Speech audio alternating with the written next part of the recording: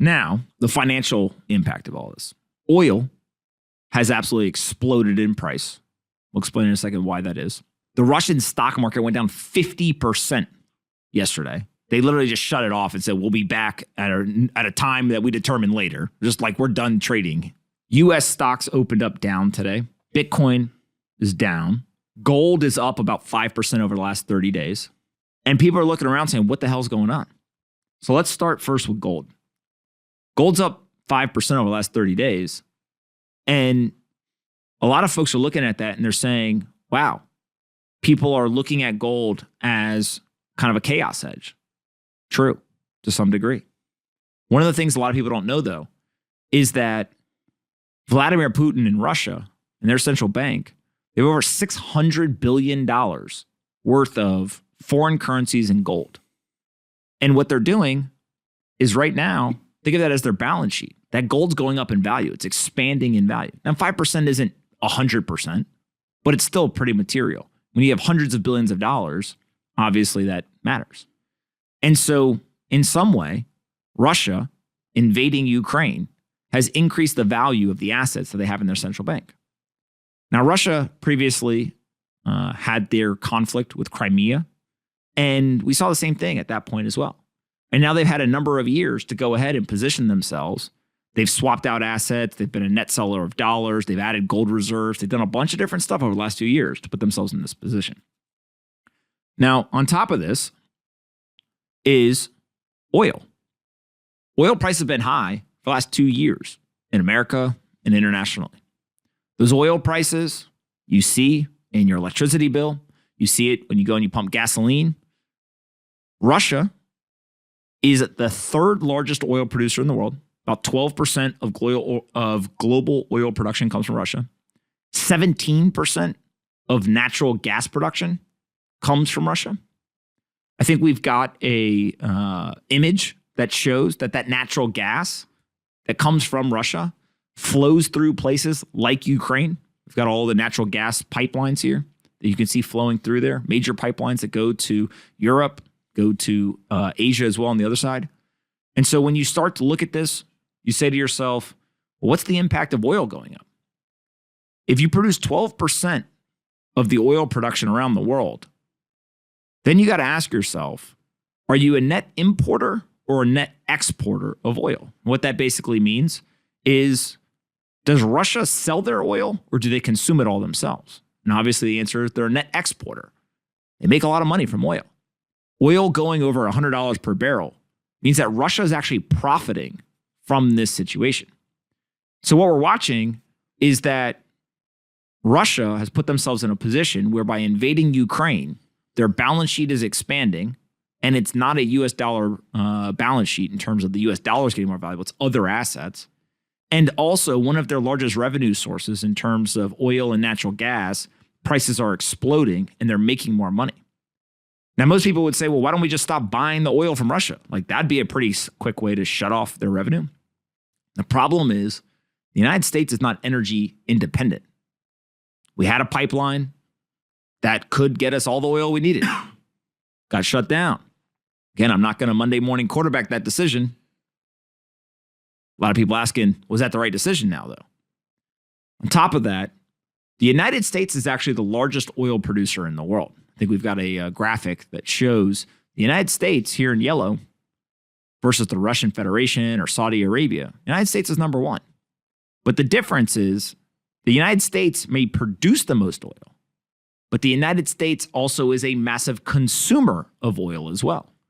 And so the United States actually consumes more oil than it produces, which means that the U.S. is a net consumer or a net importer of oil. We are dependent on other countries for oil. Russia, on the other hand, is a net exporter.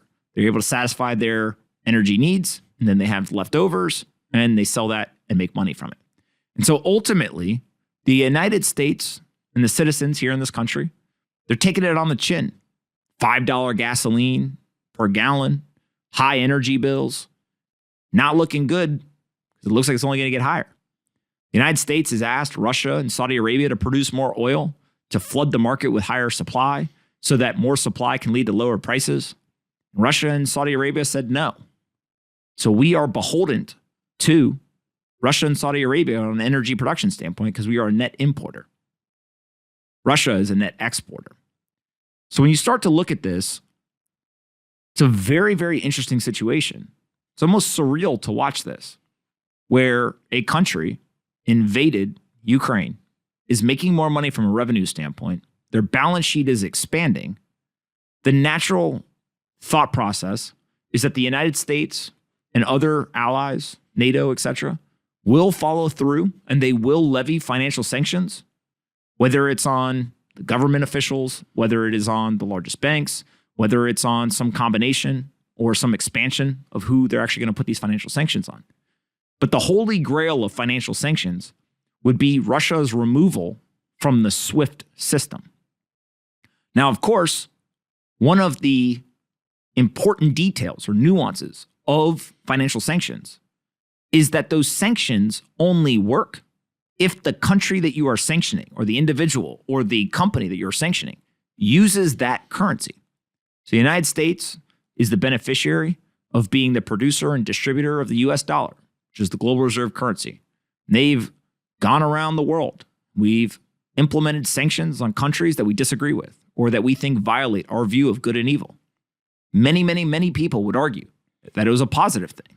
The financial sanctions avoided violent conflict, saved American lives, and allowed us to punish people who we felt like were violating human rights or some other issues that we had. But ultimately, if a country doesn't use US dollars, they don't have immense amounts of US dollars on their central bank balance sheet.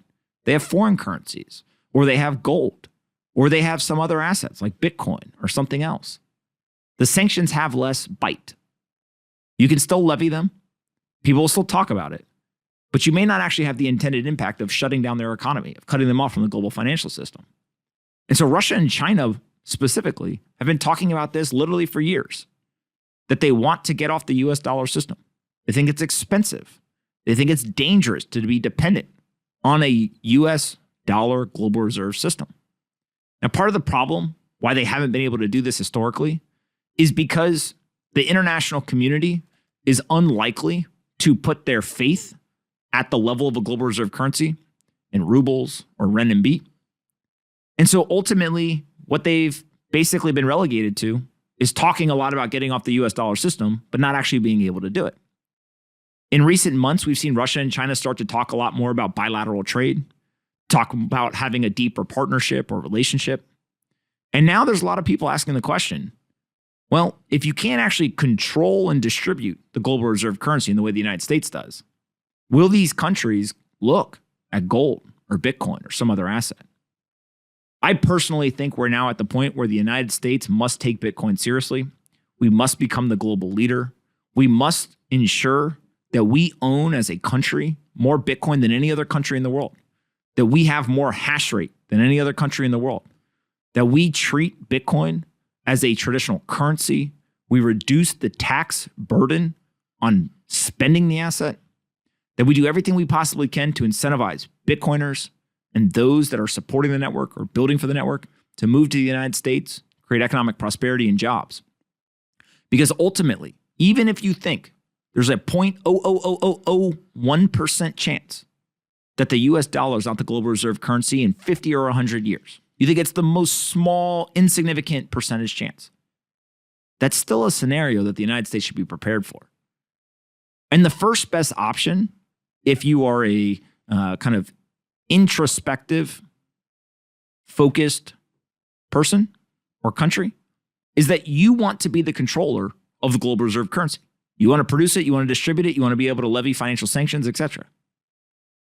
But the next best option is if you can't do that, whether you're China, Russia, or somewhere else, and you say, you know what, we can't actually be the producer and distributor of the global reserve currency, or you get the United States and you say, well, there's a very small chance, but a chance that our currency ends up not being the global reserve currency at some point in the future.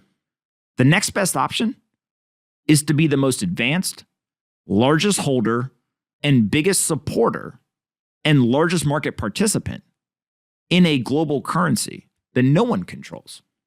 If you can't control it, the next best option is that no one controls it. And that's ultimately where I think we're headed. I don't think it's going to be short term. I think it's going to happen over a long period of time. But I do think the United States needs to get ahead of this, and we need to position ourselves to be successful in that environment.